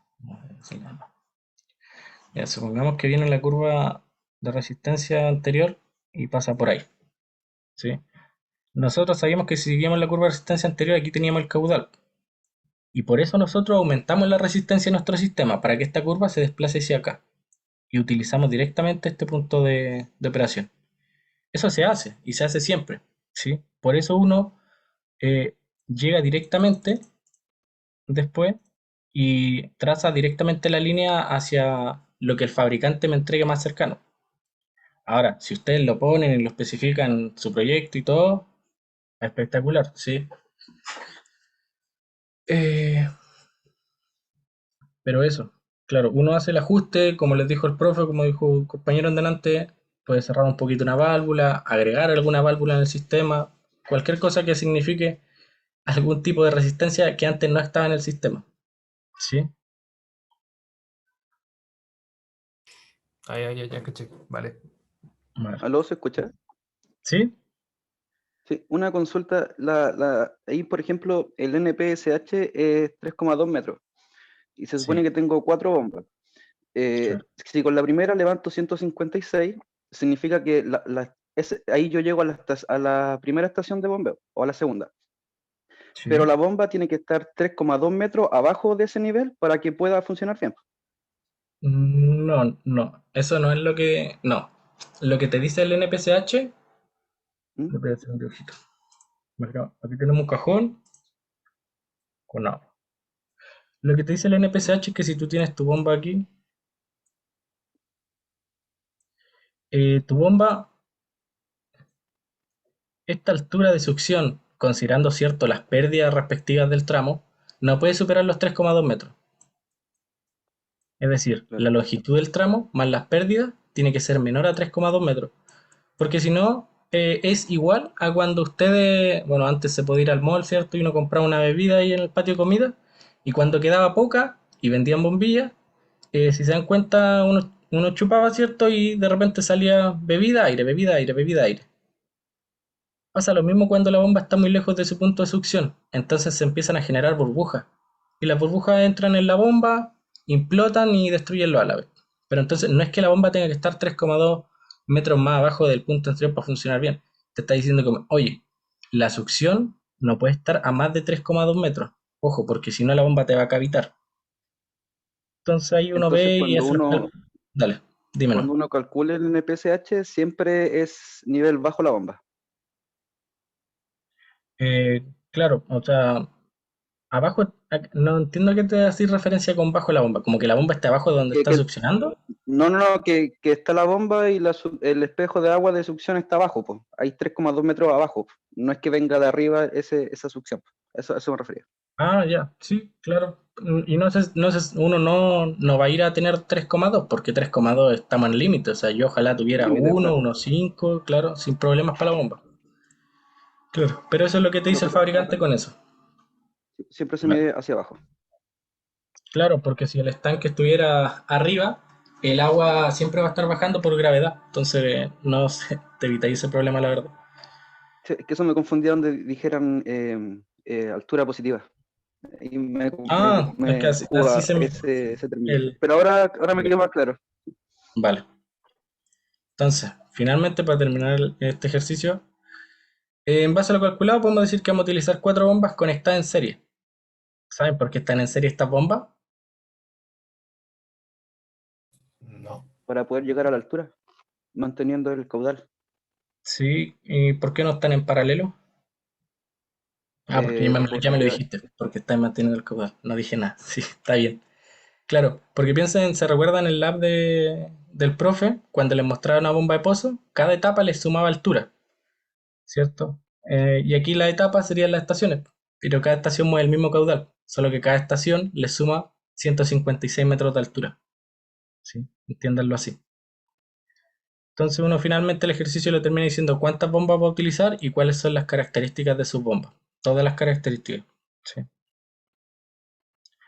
Entonces, bueno, le doy el pase al Nacho. Nacho. Acá estoy. Eh, la ayudantía está siendo un poquito larga, pero la decidimos hacerlas todas porque les sirve para el proyecto que hay harto que hacer, entonces así la tienen por último después grabada y la pueden ver. Pero por eso. Dale nomás, Nacho. Ya, Disculpa, perfecto. tengo una duda. sí, sí. Acabamos de empezar. Esa estación de bombeo que aparece ahí, ahí se ubica, las bombas, ¿en qué parte se ubicarían de todo este dibujo? En la estación de bombeo, ¿cierto? Sí, ahora vamos a explicar esa parte. Las estaciones de Ok. bombeo, ¿dónde están las bombas?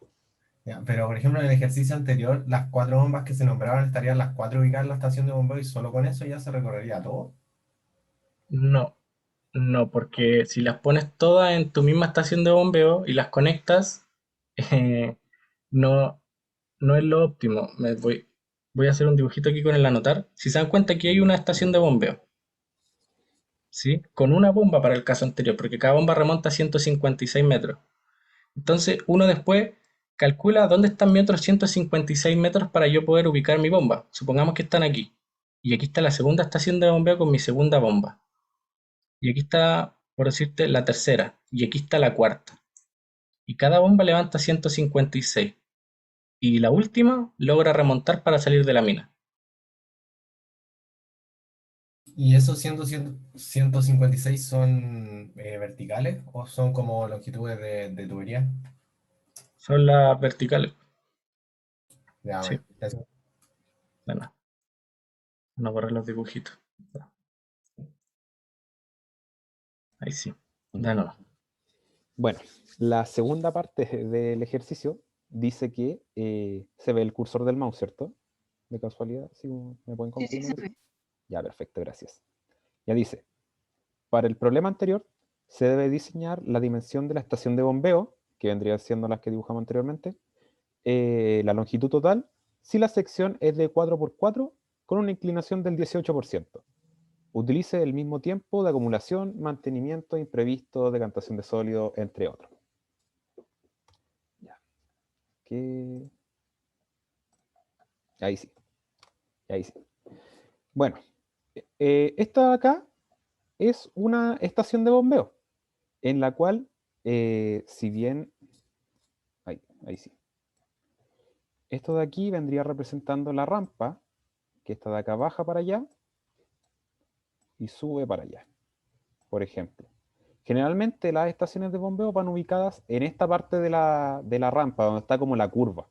Y esto ahí sigue subiendo hacia arriba y esto sigue bajando para llegar después al cuerpo mineralizado. Ya. Esto de aquí es súper relevante para el tema de la acumulación de agua con respecto a la tasa de infiltración. Si se ve acá, están ubicadas los distintos volúmenes que puede almacenar. Acá tenemos separado el volumen 1 y el volumen 2 solamente por el tema geométrico que se forma al tener el nivel de agua. Porque es importante que cuando uno calcula el volumen de esto, debe ser capaz de almacenar todo el agua hasta acá, hasta aquí.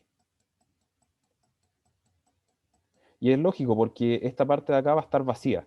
Y respondiendo a la pregunta, generalmente las bombas están ubicadas acá.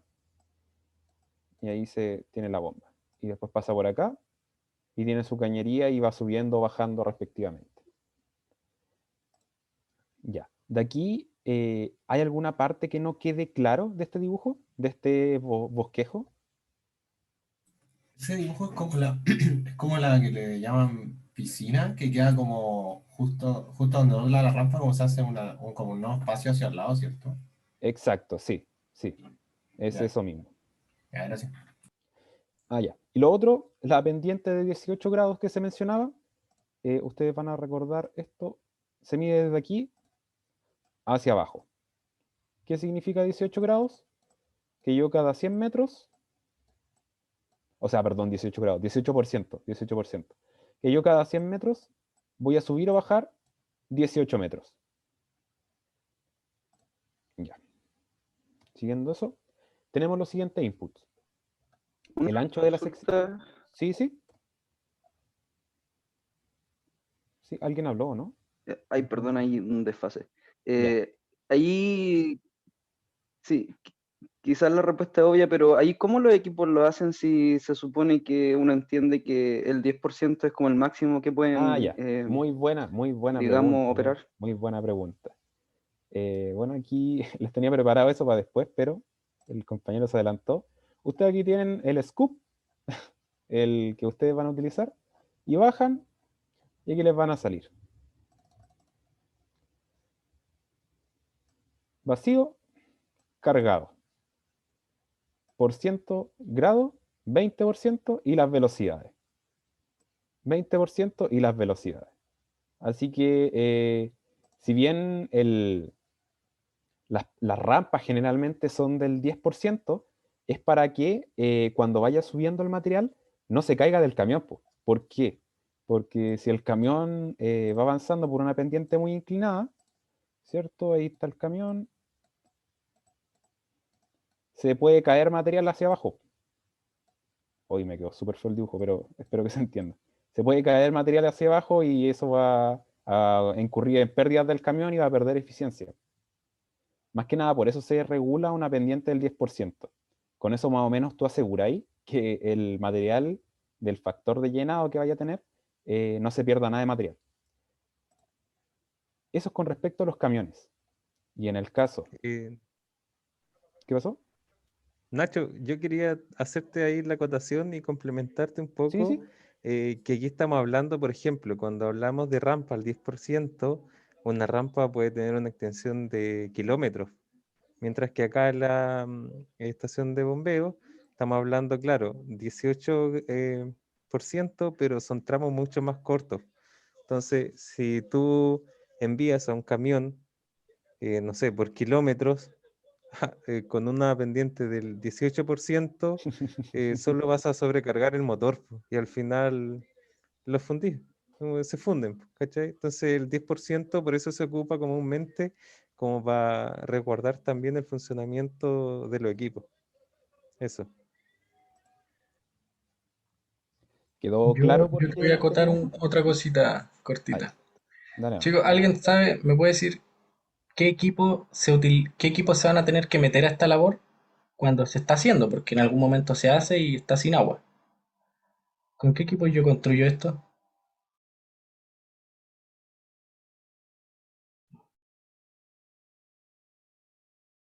Para que lo tengan en cuenta para el proyecto. Con el Jumbo y el LHD nomás, ¿sí? ¿O no? Claro, entonces yo tengo que ver que mi equipo, la pendiente que yo ponga, ¿cuál equipos tengo que ver que puedan remontarla? Esos equipos. Sí, tengan eso en cuenta. Eso era.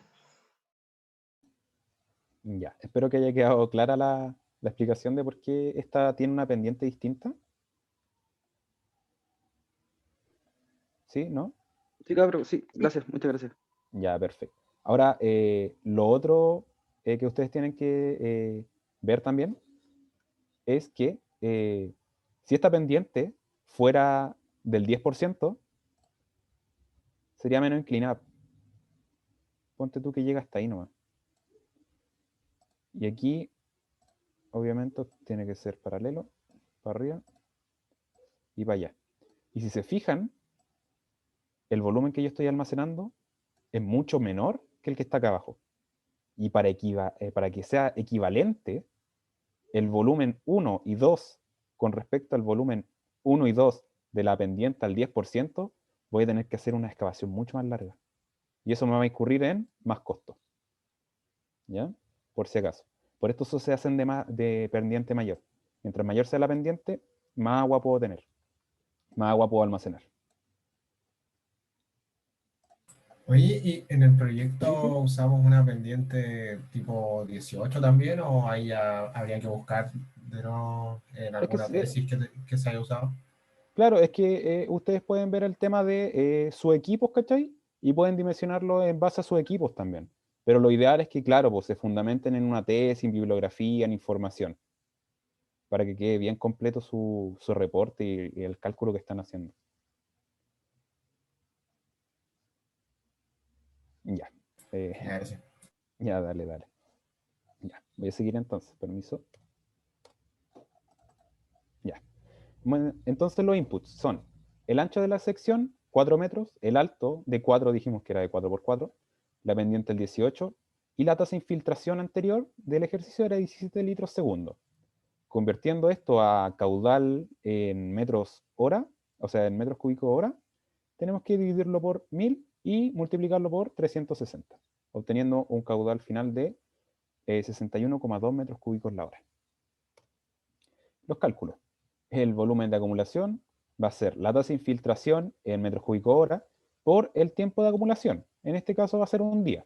¿Para qué un día? Para tenerlos todos en metros cúbicos, para sacar el volumen inmediatamente. ¿Cierto? Entonces nos da un valor total acumulado de 1468 22,8 metros cúbicos. Y aquí tenemos las distancias de X1, que vendría siendo esta distancia del triángulo de acá.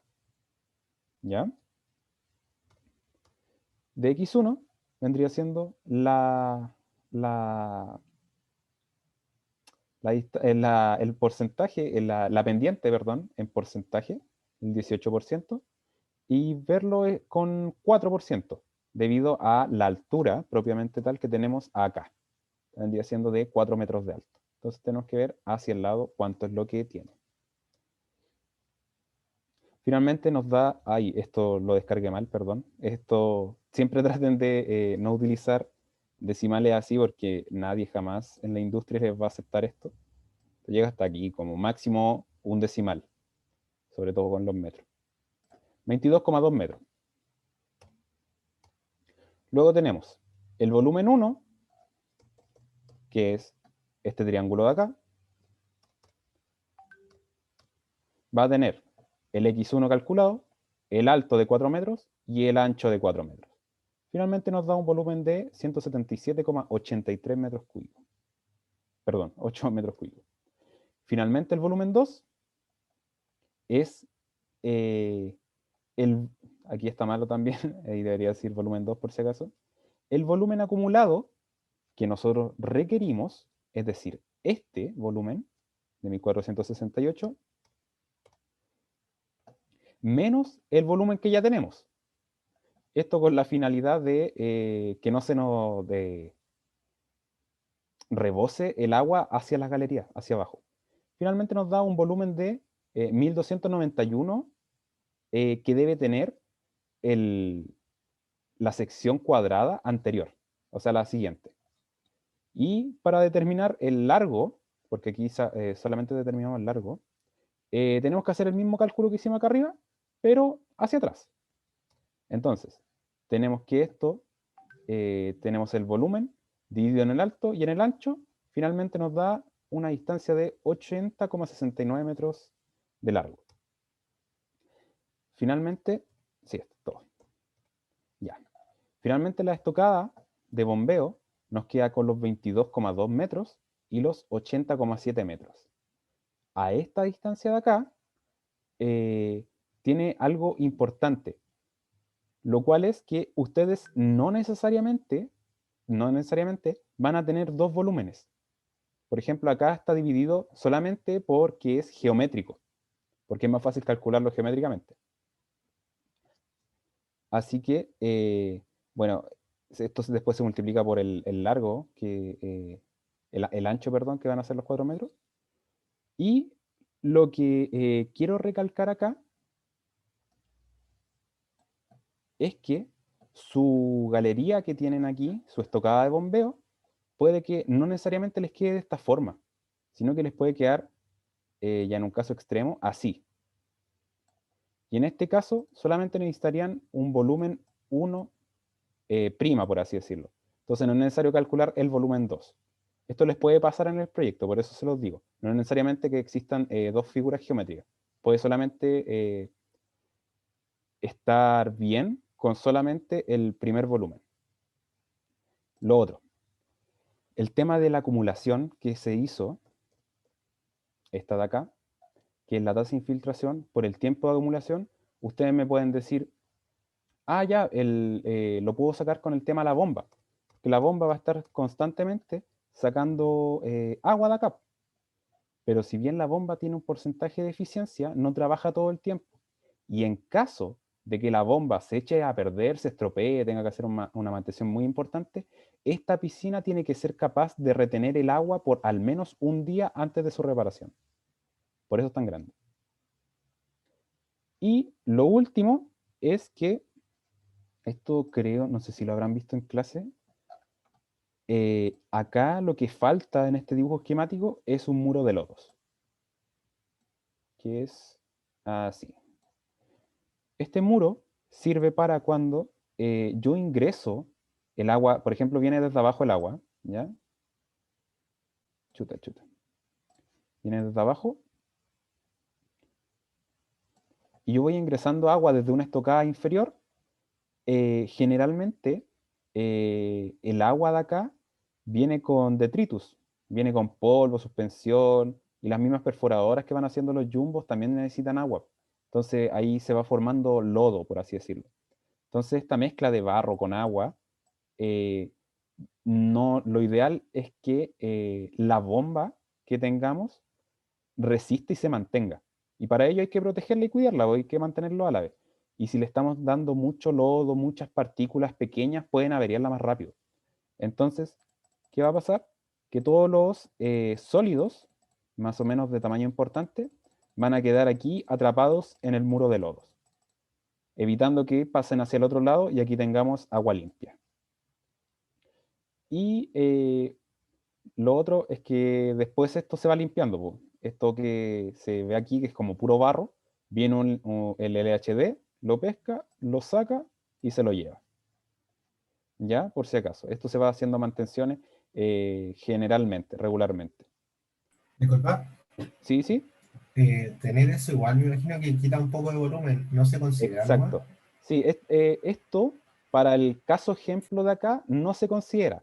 Y para el proyecto que ustedes tengan que realizar, solamente es de deber mencionarlo, ¿ya? Porque es muy ínfimo el volumen que utiliza con respecto a toda la gran cantidad de agua que tiene acá, ¿ya? Por si acaso. Una acotación ahí antes de que se quede el dibujo, Nacho. Para su Dale, dale. proyecto, como les dijo Ignacio, ese muro de lodo lo tienen que ir a limpiar cada cierto tiempo y lo hace un LHD. Así que ojo a la distancia a la que ponen el muro de lodo. Si no sirve de Sí, nada ponerlo 10 metros adentro de la piscina claro. si el scoop va a tener que ir a nadar prácticamente. Así que ojo con eso. Si el scoop no se tiene que meter en la piscina. Eso es. Ok, ok. Y sería por esto más que nada. No sé si les quedó alguna duda con respecto a cómo se dimensiona esto. ¿Sí? ¿No? Si no, para pasar a la siguiente pregunta. No, todo claro. Ya, perfecto, perfecto. Ya, dejo la compartición. Ya. Le doy Este es play lo al último video. ya, chicos. Se hizo un poco largo, pero lo necesitan para la prueba y para el proyecto, así que les va a servir tenerlo ahí para verlo por último si ya están cansados. Y el ejercicio es este. Bueno, este es el otro ejercicio. Este ejercicio está despapeado, solo porque no era subterráneo. Aquí estamos hablando de un rajo. Pero vamos a hablar de este y si lo entienden y entendieron el otro, van a poder hacer cualquier sistema de drenaje, no importa la geometría que sea, van a entenderlo. ¿Sí? Entonces, vamos a leerlo rapidito. Básicamente nos dicen que la compañía minera está planificando acceder a un cuerpo mineralizado que está a H profundidad. Todos los datos están en la tabla. Nos dicen que está en un rajo abierto que intersecta con un acuífero. Aquí está el acuífero. Y nos dan un ángulo de pit final. Nos dan una tasa de infiltración en litros segundo. También nos dicen que tenemos que llevar el agua a un estanque de acumulación en la entrada de la mina. Para ello se debe utilizar estaciones de bombeo intermedias con capacidad de acumulación, empleando un diámetro de tubería, nos dan la viscosidad, la densidad, mismos datos de siempre, y además nos dicen considera una válvula de seguridad después de cada bomba y otra válvula de mariposa. O sea que tenemos dos válvulas después de cada bomba, cada una de su respectiva longitud equivalente, que las dan aquí en la tabla. Y nos dicen, consideren que las bombas estarán operativas un porcentaje del tiempo, dejando el resto del tiempo para acumulación, mantenimiento diario, etcétera, todo lo que puede pasar. Entonces, lo bueno de este ejercicio es que ya nos daban los inputs ordenados. ¿Sí? Y bueno, entonces sigamos. Y esto es lo que nos preguntaban. Vamos a ir resolviendo paso a paso todo en el mismo orden. Entonces, lo primero que nos piden es el volumen de acumulación diaria. Esta era la curva de la bomba. Aquí están los inputs nuevamente ordenados, que es lo que se hace siempre. Tasa de infiltración, metros cúbicos hora. Diámetro de la tubería, metros. Y podemos seguir. Entonces, el volumen de acumulación, igual como le explico delante el Nacho para las piscinas. ¿Sí? Tasa de infiltración por tiempo de acumulación. No tiene mucha más ciencia. ¿Sí? Y aquí está el volumen. 11.232 metros cúbicos. Y esa era la pregunta 1. Además, piden una recomendación para drenar el fondo del pit a medida que se vaya avanzando en los desarrollos de profundización. Esto es teoría. ¿Alguno sabe cuál puede ser una recomendación? No sé si lo han visto en teoría todavía, pero se pasa junto con drenaje. Bueno, para que Todavía vean no sube la que... clase de drenaje el profe. Hacer un pozo. Ya. ¿Cómo? Hacer un pozo cerca del nivel freático. Ya, sí, esa es una metodología. ¿Saben el nombre? ¿Cómo se llama? Se llama dewettering, el sistema, que es cuando uno hace pozos cercanos al rajo para poder ir drenando. Si el profe explica todo eso, si no se lo explica todavía, se lo va a explicar. Está el dewettering, uno puede hacer una galería por debajo del rajo para hacer perforaciones para drenar. Pero para que sepan que igual les pueden preguntar teoría con los ejercicios. Sí. Entonces, vamos con lo segundo. Y ya lo segundo vamos a tener que determinar las bombas, así que empezamos a determinar todos nuestros parámetros. Partimos con lo de siempre, caudal de la bomba. ¿Cómo? Nuestra tasa de infiltración, tiempo de operatividad y obtenemos el caudal que tiene que remontar la bomba. Miren esto, 1560 metros cúbicos hora. Eso, empiezan a hacer como juego con el número en su cabeza, 1560 metros cúbicos. Recuerden que un metro cúbico son 1000 litros. Así que imagínense la cantidad de agua que están moviendo las bombas. 1560. Y si nos damos cuenta en esta curva característica, ¿hasta cuánto llegamos? 360 metros cúbicos hora. ¿Qué nos está diciendo eso? ¿Qué deberíamos hacer? Usar varias bombas en serie. ¿En serie? Hacer En otras. paralelo. En paralelo, ¿sí? Recuerden, paralelo, mayor caudal a igual presión, y en serie, mayor presión a igual caudal.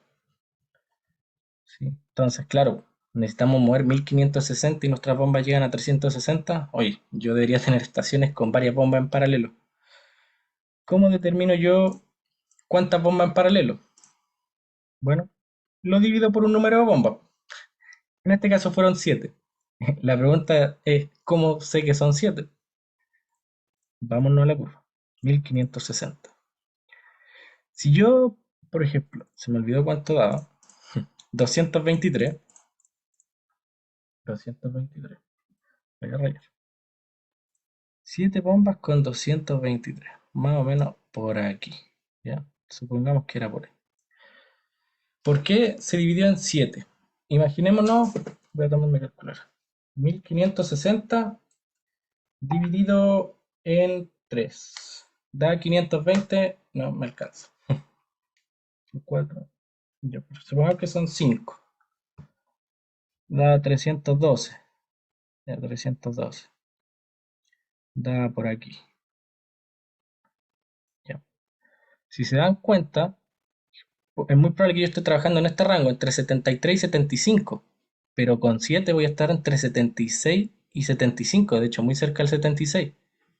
Entonces, ¿cuál es el criterio aquí? Ustedes dividen por las bombas y van viendo en qué posición de la curva se van a ubicar. ¿Por qué? Porque nosotros debemos ir en busca de la mejor eficiencia, la máxima eficiencia posible. O sea, ¿por qué yo no dividí por 9 bombas? Porque iba a quedar aquí. ¿Ven? 64, 68. No tiene sentido. Si puedo tener 7 bombas que estén a más del 75% de eficiencia, me quedo con las bombas que me dan la mayor eficiencia, ¿sí? Siempre lo más eficiente. Tienen que utilizar ese criterio. Entonces ahí ustedes la prueba, dividen por varias bombas, ven dónde están cayendo aproximadamente y dicen, ya, entonces esto es lo más eficiente. Y ese análisis tiene que estar en la prueba, ¿sí? Entonces, con las 7 bombas teníamos la mejor eficiencia, por eso son 7. Y nos da que cada bomba tiene que remontar 223 metros cúbicos hora. Una vez que tenemos el caudal por bomba, podemos determinar todos los parámetros que siempre hemos determinado. Velocidad, número de Reynolds. Mucho cuidado cuando saquen los demás parámetros, no vayan a poner en el caudal los 1560. ¿Sí? Ponen el caudal por bomba. Igual se van a dar cuenta si aquí ponen ustedes 1560, la velocidad que les va a dar va a ser ridícula si la comparan con el rango que les dimos, ¿sí? Si les da fuera de ese rango, algo raro ahí. Así que ojo con eso. Aquí va el caudal de las bombas. En todo caso, si se les pasara, deberían ser capaces de darse cuenta que este número va a estar raro. ¿Sí? Mucho cuidado. Entonces, tenemos una velocidad de 1,91, está dentro del rango. Sacamos nuestro número de Reynolds y nos da un flujo turbulento. Una vez con el Reynolds, factor de fricción, si bien son los mismos pasos que la de antes. Diámetro dividido rugosidad y obtenemos un factor de fricción, 0,02276. Por fórmula. Si les dan el diagrama de Moody por alguna razón, lo pueden hacer por el diagrama de Moody. Va a dar lo mismo. Pero prefieren la fórmula. Y ahora vamos de nuevo. ¿Qué nos falta para las pérdidas? La longitud de la tubería. Volvamos al dibujo. ¿A alguien se le ocurre cómo sacar la longitud de la tubería? Aquí, porque ya no es una rampa. Es un rajo. Sería la distancia horizontal solamente, ¿no? La distancia horizontal. Supongamos, O sea, aquí está el vertical, fondo del... vertical. ¿Esta H? Claro. No, porque estaríamos diciendo que la tubería está así. Pero la tubería en verdad no hace eso. La tubería va subiendo por el PID en distintas estaciones hasta llegar afuera. Entonces, ¿cuál es la distancia que nosotros debemos conocer? Esta.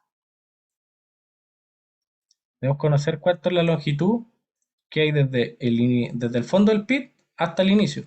¿Y cómo lo podemos hacer? Como todo, con un triángulo. Porque nosotros tenemos el ángulo de pit final, son 55 grados. Y podemos determinar así la longitud de la pared del pit, que es lo que se hace a continuación. Siempre son triángulos. Entonces, ¿ven? 55 grados de ángulo de pit, 350 metros de profundidad, relación trigonométrica de tangente y sacamos x, que sería la distancia horizontal.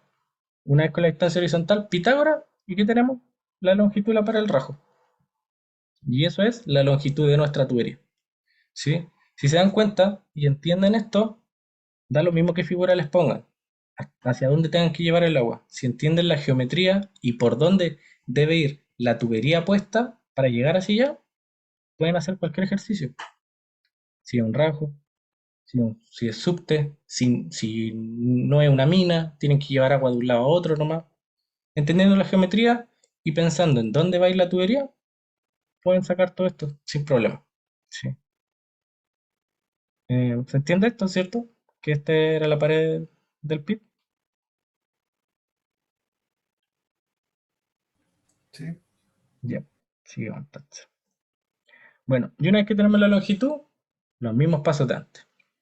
Podemos sacar nuestras pérdidas lineales, ¿cierto? La fórmula ya la conocemos. Sacamos nuestras pérdidas singulares, siempre en metros.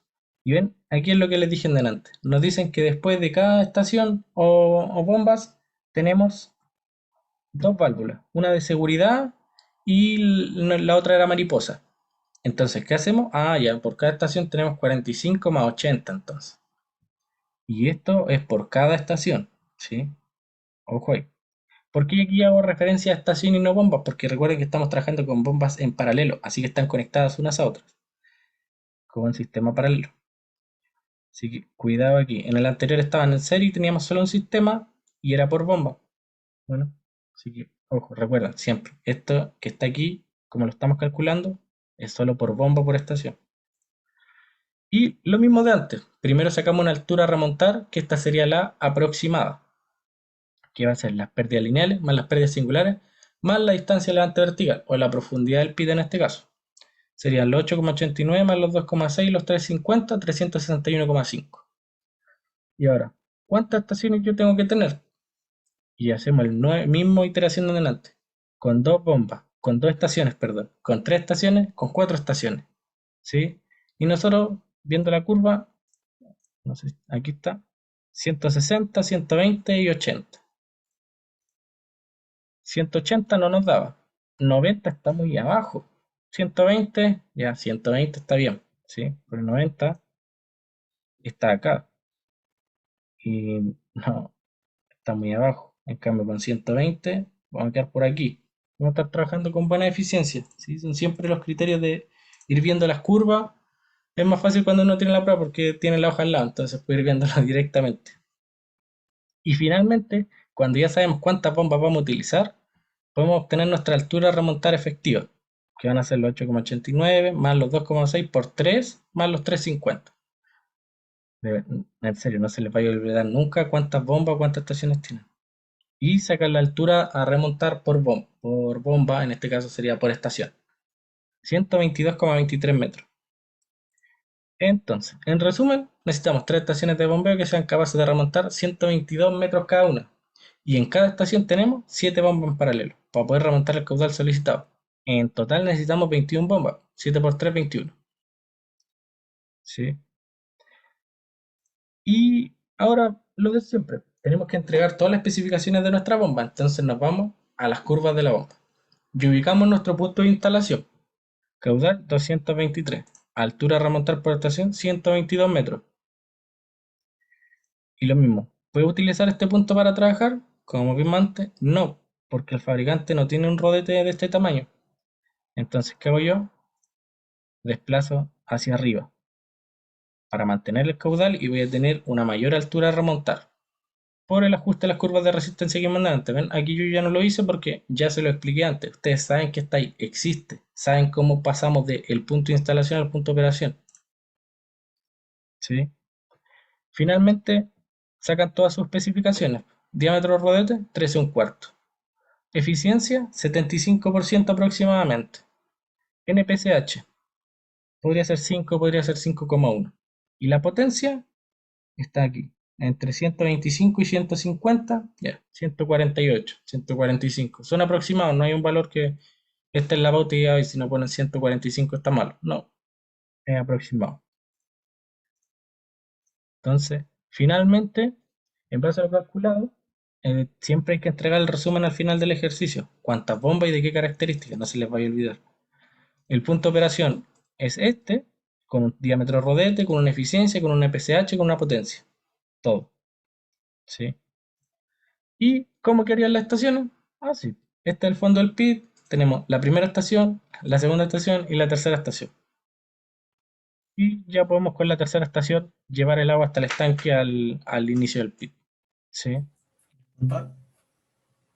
Obviamente Disculpe, me imagino dale. que el dibujo del pit está como hecho así nomás, entonces aquí uno ya en esta parte sería simplemente dibujar dependiendo de los metros que hay que subir, ¿cierto?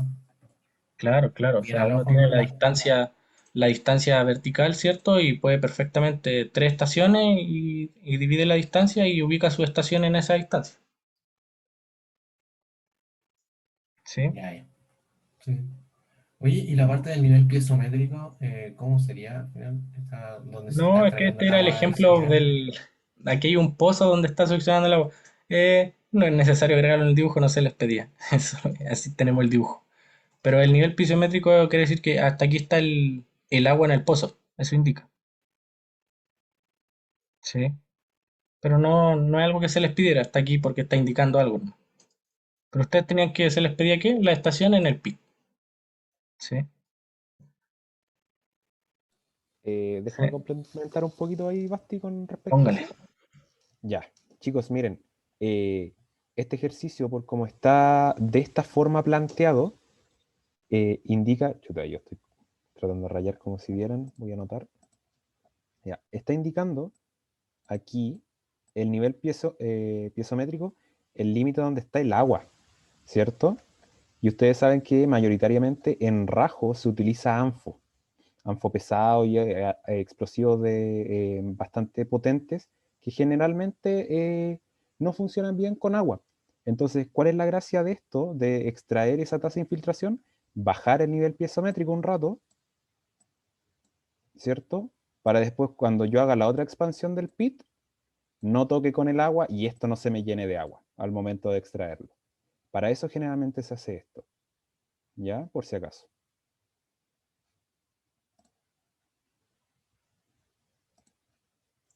Disculpe, yo ¿Sí? tengo una consulta con las horas de acumulación que se ocupan.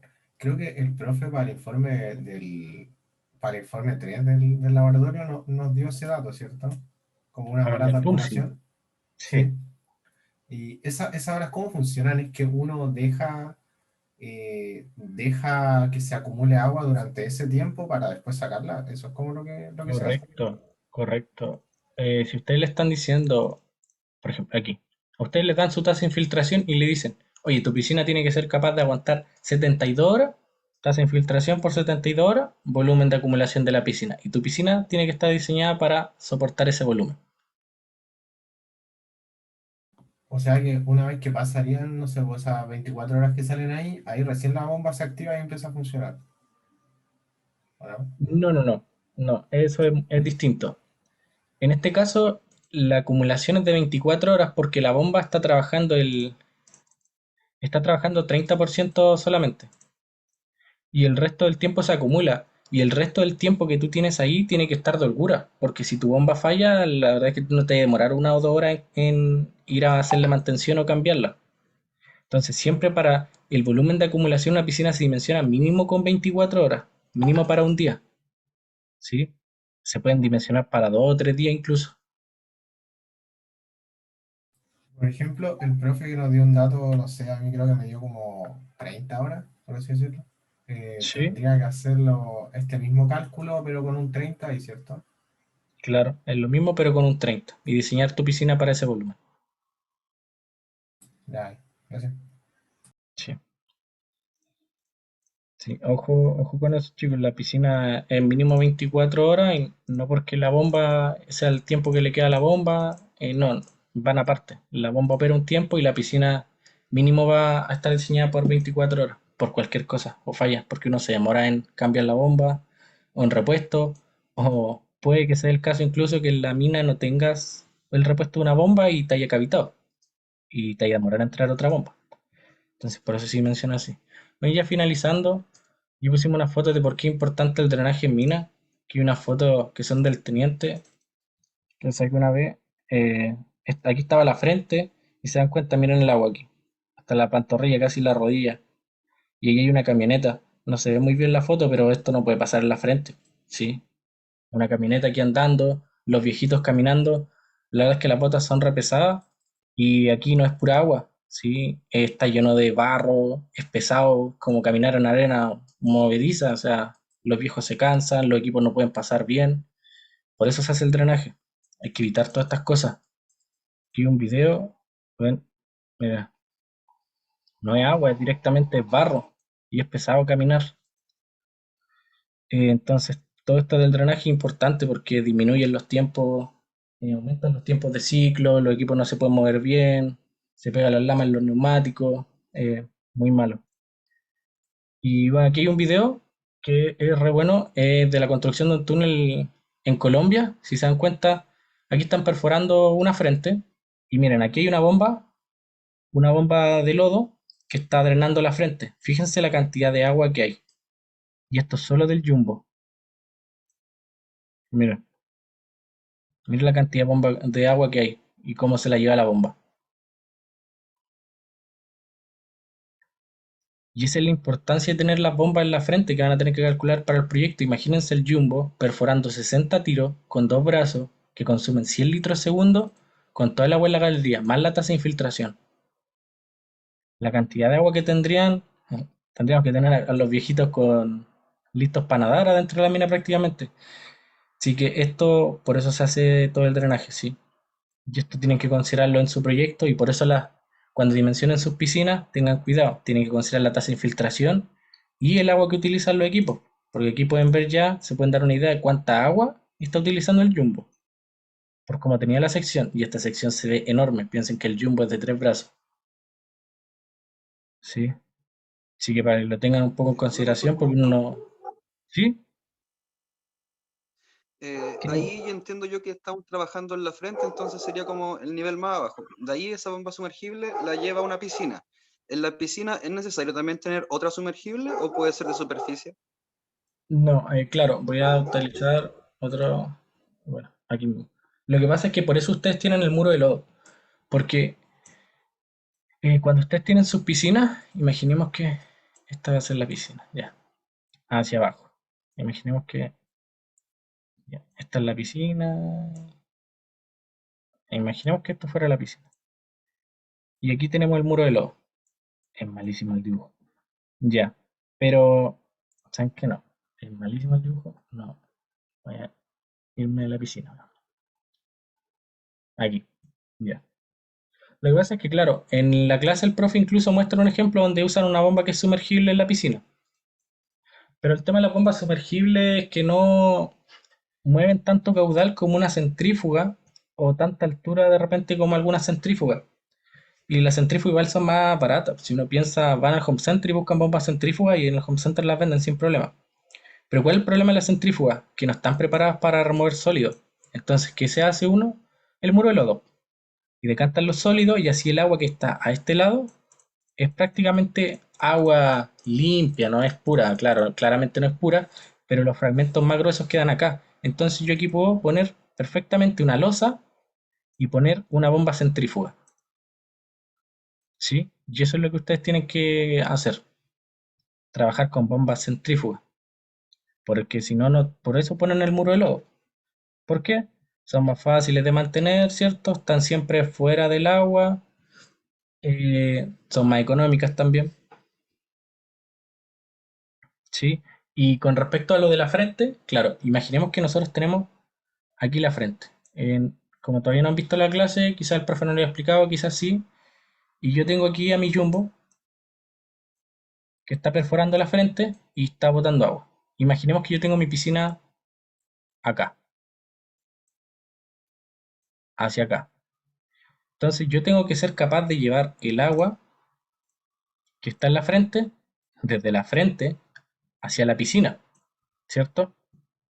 Pero la verdad es que estas bombas de lodo que se usan en la frente, porque se usan bombas de lodo porque recuerden que perforamos y hay detritus, ¿cierto? No remontan mucha altura. Y cuando los tramos son muy largos más las pérdidas, quedamos cortos. Entonces ahí ustedes tienen que tener en cuenta que van a usar algo que se llama estaciones de bombeo móvil, que son un cajón de fierro que se puede mandar a hacer, ¿cierto? Y lo que hace es que la bomba de lodo lleva el agua hasta la estación de bombeo. Ah, porque no llega hasta la piscina, obviamente, si no, no tiene sentido usarlo. Y yo dejo en este lado, porque este cajón tiene una división, ¿sí? Y si lo vemos más de cerca, este va a ser el cajón. Esa división no está hasta arriba, sino que es más alta. Y lo que permite funciona igual que el muro de lodo. Aquí llega el agua que está trayendo la bomba desde el jumbo, que viene llena de detritus, ¿cierto? Los detritus decantan y quedan acá al fondo. Y por rebalse pasa el agua con la menor cantidad de sólidos posible hacia este lado. Y desde aquí yo puedo poner una bomba de achique, ¿cierto? Que me termine de remontar el tramo hasta llegar a la piscina, ¿cierto? Aquí tendríamos una bomba de achique y me termina de remontar el tramo hasta la piscina. ¿Se entiende cómo es la dinámica? Sí, y una última consulta. ¿Las curvas de esas bombas para efecto de la prueba, ustedes nos las dan o tenemos que justificarlas nosotros?